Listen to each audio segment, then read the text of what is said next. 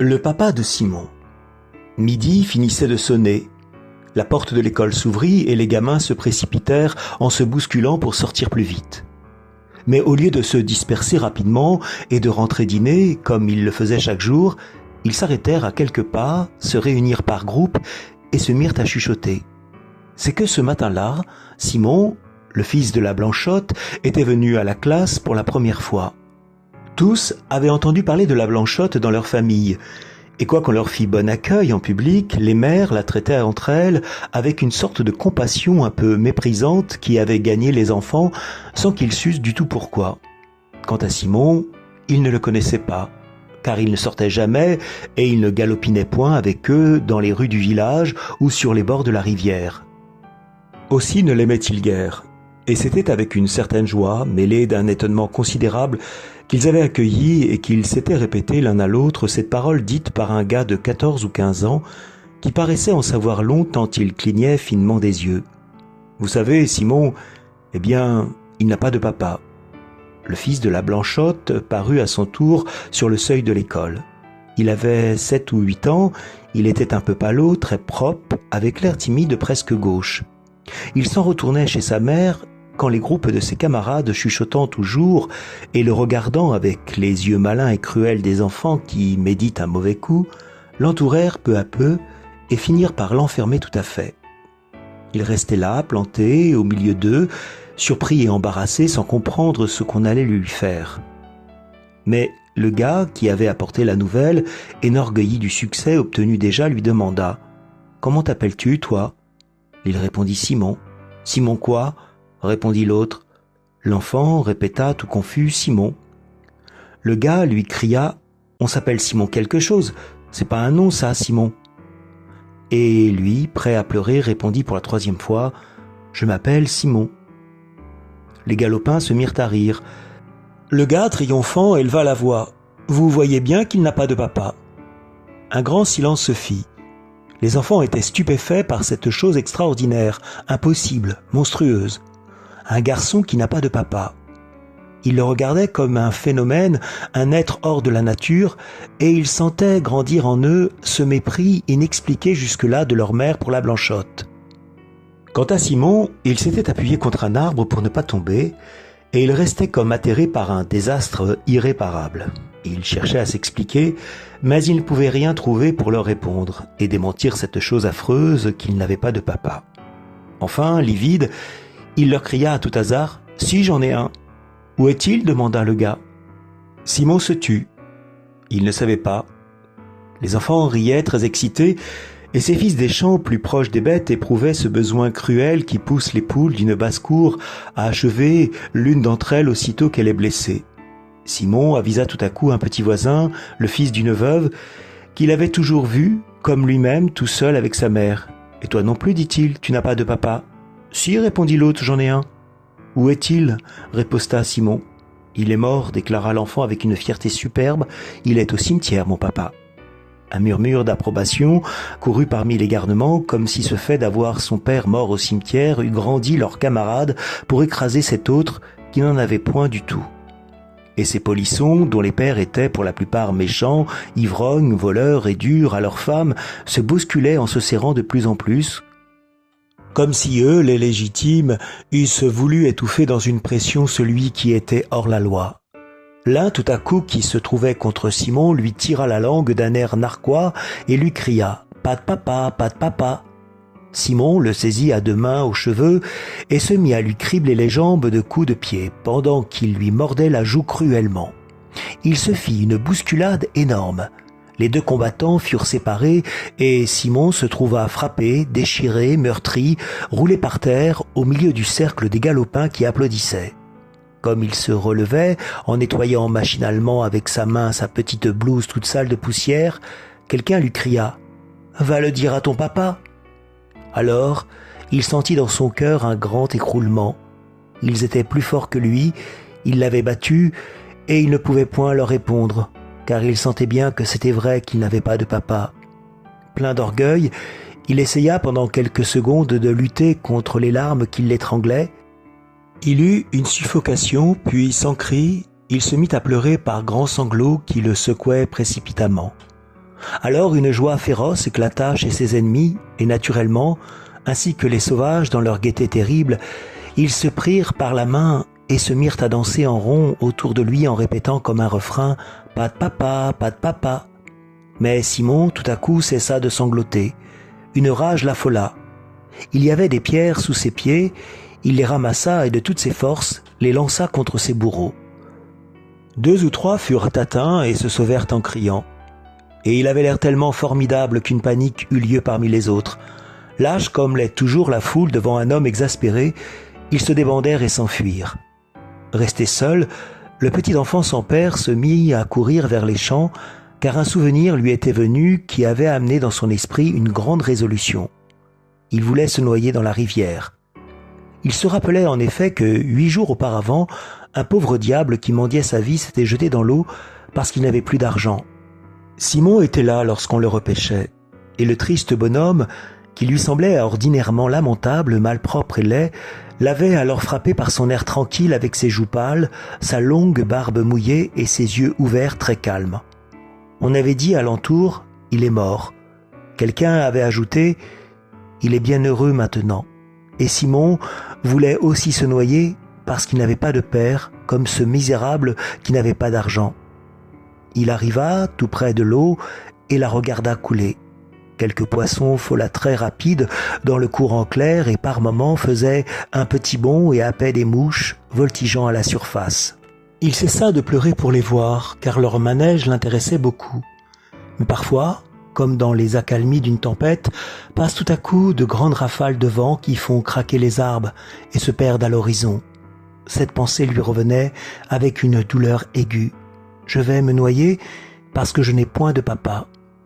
Il faisait très chaud, très bon, le doux soleil chauffait l'herbe, l'eau brillait comme un miroir, et Simon avait des minutes de béatitude, de cet alanguissement qui suit les larmes, où il lui venait de grandes envies de s'endormir là, sur l'herbe dans la chaleur. Une petite grenouille verte sauta sous ses pieds, il essaya de la prendre, elle lui échappa, il la poursuivit et la manqua 3 fois de suite.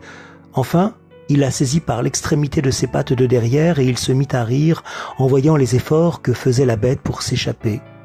Elle se ramassait sur ses grandes jambes puis d'une détente brusque les allongeait subitement, raides comme 2 barres, tandis que l'œil tout rond avec son cercle d'or, elle battait l'air de ses pattes de devant qui s'agitaient comme des mains. Cela lui rappela un joujou fait avec d'étroites planchettes de bois clouées en zigzag, les unes sur les autres, qui par un mouvement semblable conduisait l'exercice de petits soldats piqués dessus. Alors, il pensa à sa maison, puis à sa mère, et pris d'une grande tristesse, il recommença à pleurer. Des frissons lui passaient dans les membres, il se mit à genoux et récita sa prière, comme avant de s'endormir. Mais il ne put l'achever, car des sanglots lui revinrent si pressés, si tumultueux, qu'ils l'envahirent tout entier. Il ne pensait plus, il ne voyait plus rien autour de lui, et il n'était occupé qu'à pleurer. Soudain, une lourde main s'appuya sur son épaule et une grosse voix lui demanda « Qui te fait donc tant de chagrin, mon bonhomme ?» Simon se retourna. Un grand ouvrier qui avait une barbe et des cheveux noirs tout frisés le regardait d'un air bon. Il répondit avec des larmes, plein les yeux et plein la gorge. « Ils m'ont battu parce que je n'ai pas de papa, pas de papa. »« Comment ?» dit l'homme en souriant. « Mais tout le monde en a un. » L'enfant reprit péniblement au milieu des spasmes de son chagrin. « Moi, j'en ai pas. » Alors, l'ouvrier devint grave. Il avait reconnu le fils de la Blanchotte, et quoique nouveau dans le pays, il savait vaguement son histoire. « Allons, dit-il, console-toi, mon garçon, et viens-t'en avec moi chez ta maman. On t'en donnera un papa. » Ils se mirent en route, le grand tenant le petit par la main, et l'homme souriait de nouveau, car il n'était pas fâché de voir cette Blanchotte qui était, comptait-on, une des plus belles filles du pays. Et il se disait peut-être au fond de sa pensée qu'une jeunesse qui avait failli pouvait bien faillir encore. Ils arrivèrent devant une petite maison blanche très propre. « C'est là, » dit l'enfant, et il cria « Maman !»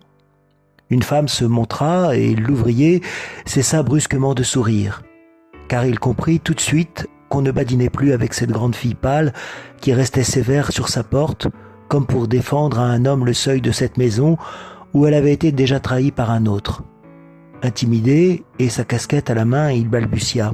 « Tenez, madame, je vous ramène votre petit garçon qui s'était perdu près de la rivière. » Mais Simon sauta au cou de sa mère et lui dit en se remettant à pleurer. « Non, maman, j'ai voulu me noyer parce que les autres m'ont battu.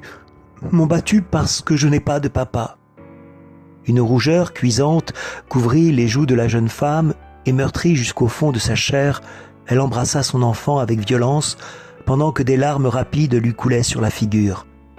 L'homme, ému, restait là, ne sachant comment partir. Mais Simon, soudain, courut vers lui et lui dit « Voulez-vous être mon papa ?» Un grand silence se fit. La Blanchotte, muette et torturée de honte, s'appuyait contre le mur, les deux mains sur son cœur. L'enfant, voyant qu'on ne lui répondait point, reprit « Si vous ne voulez pas, je retournerai me noyer. » L'ouvrier prit la chose en plaisanterie et répondit en riant « Mais oui, je veux bien. »« Comment est-ce que tu t'appelles » demanda alors l'enfant pour que je réponde aux autres quand ils voudront savoir ton nom. « Philippe » répondit l'homme. Simon se tut une seconde pour bien faire entrer ce nom-là dans sa tête, puis il tendit les bras tout consolé en disant « Eh bien, Philippe, tu es mon papa. » L'ouvrier, l'enlevant de terre, l'embrassa brusquement sur les deux joues, puis il s'enfuit très vite à grande enjambée. Quand l'enfant entra dans l'école le lendemain, un rire méchant l'accueillit, et à la sortie, lorsque le gars voulut recommencer, Simon lui jeta ces mots à la tête, comme il aurait fait d'une pierre. « Il s'appelle Philippe, mon papa. » Des hurlements de joie jaillirent de tous les côtés. « Philippe qui ? Philippe quoi ? Qu'est-ce que c'est que ça, Philippe ? Où l'as-tu pris, ton Philippe ?» Simon ne répondit rien, et inébranlable dans sa foi, il les défiait de l'œil, prêt à se laisser martyriser plutôt que de fuir devant eux. Le maître d'école le délivra et il retourna chez sa mère. Pendant 3 mois, le grand ouvrier Philippe passa souvent auprès de la maison de la Blanchotte et quelquefois, il s'enhardissait à lui parler lorsqu'il la voyait cousant auprès de sa fenêtre. Elle lui répondait poliment, toujours grave, sans rire jamais avec lui et sans le laisser entrer chez elle. Cependant, un peu fat, comme tous les hommes, il s'imagina qu'elle était souvent plus rouge que de coutume lorsqu'elle causait avec lui. Mais une réputation tombée si pénible à refaire et demeure toujours si fragile que, malgré la réserve ombrageuse de la Blanchotte, on jasait déjà dans le pays. Quant à Simon, il aimait beaucoup son nouveau papa et se promenait avec lui presque tous les soirs, la journée finie. Il allait assidûment à l'école et passait au milieu de ses camarades fort dignes sans leur répondre jamais. Un jour pourtant, le gars qui l'avait attaqué le premier lui dit « Tu as menti, tu n'as pas un papa qui s'appelle Philippe. »« Pourquoi ça ?» demanda Simon très ému. Le gars se frottait les mains, il reprit « Parce que si tu en avais un, il serait le mari de ta maman. » Simon se troubla devant la justesse de ce raisonnement, néanmoins il répondit « C'est mon papa tout de même ?»« Ça se peut bien, dit le gars en ricanant, mais ce n'est pas ton papa tout à fait. » Le petit à la Blanchotte courba la tête et s'en alla rêveur du côté de la forge au père Loison où travaillait Philippe. Cette forge était comme ensevelie sous des arbres. Il y faisait très sombre. Seule la lueur rouge d'un foyer formidable éclairait par grands reflets 5 forgerons aux bras nus qui frappaient sur leurs enclumes avec un terrible fracas. Ils se tenaient debout, enflammés comme des démons, les yeux fixés sur le fer ardent qu'ils torturaient, et leurs lourdes pensées montaient et retombaient avec leurs marteaux. Simon entra sans être vu et alla tout doucement tirer son ami par la manche. Celui-ci se retourna. Soudain, le travail s'interrompit et tous les hommes regardèrent très attentifs. Alors, au milieu de ce silence inaccoutumé, monta la petite voix frêle de Simon. « Dis donc, Philippe, le gars à la mi-chaude qui m'a conté tout à l'heure que tu n'étais pas mon papa tout à fait. »« Pourquoi ça ?» demanda l'ouvrier. L'enfant répondit avec toute sa naïveté « Parce que tu n'es pas le mari de maman. » Personne ne rit. Philippe resta debout, appuyant son front sur le dos de ses grosses mains que supportait le manche de son marteau dressé sur l'enclume. Il rêvait. Ses 4 compagnons le regardaient, et tout petit entre ces géants, Simon, anxieux, attendait.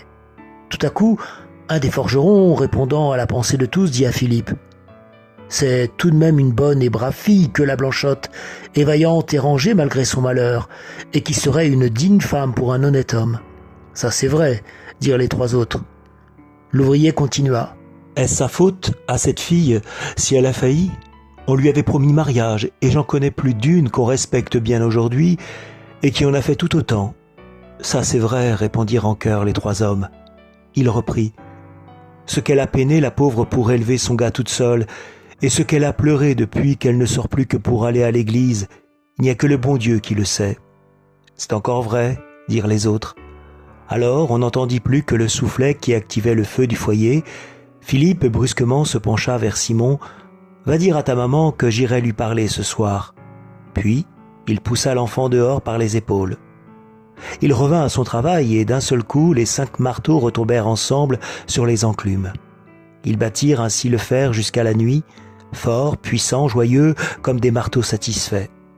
Mais de même que le bourdon d'une cathédrale résonne dans les jours de fête au-dessus du tintement des autres cloches, ainsi le marteau de Philippe, dominant le fracas des autres, s'abattait de seconde en seconde avec un vacarme assourdissant. Et lui, l'œil allumé, forgeait passionnément, debout dans les étincelles. Le ciel était plein d'étoiles quand il vint frapper à la porte de la Blanchotte. Il avait sa blouse des dimanches, une chemise fraîche et la barbe faite. La jeune femme se montra sur le seuil et lui dit d'un air peiné: « C'est mal de venir ainsi la nuit tombée, monsieur Philippe. » Il voulut répondre, balbutia et resta confus devant elle. Elle reprit: « Vous comprenez bien pourtant qu'il ne faut plus que l'on parle de moi. » Alors, lui, tout à coup: « Qu'est-ce que ça fait, dit-il, si vous voulez être ma femme ?» Aucune voix ne lui répondit, mais il crut entendre dans l'ombre de la chambre le bruit d'un corps qui s'affaissait. Il entra bien vite, et Simon, qui était couché dans son lit, distingua le son d'un baiser et quelques mots que sa mère murmurait bien bas. Puis, tout à coup, il se sentit enlevé dans les mains de son ami, et celui-ci, le tenant au bout de ses bras d'Hercule, lui cria: « Tu leur diras à tes camarades que ton papa, c'est Philippe Rémy, le forgeron, et qu'il ira tirer les oreilles à tous ceux qui te feront du mal. » Le lendemain, comme l'école était pleine et que la classe allait commencer, le petit Simon se leva, tout pâle, et les lèvres tremblantes. « Mon papa, dit-il d'une voix claire, c'est Philippe Rémy, le forgeron, et il a promis qu'il tirerait les oreilles à tous ceux qui me feraient du mal. » Cette fois, personne ne rit plus, car on le connaissait bien, ce Philippe Rémy, le forgeron, et c'était un papa, celui-là, dont tout le monde eût été fier. Guy de Maupassant.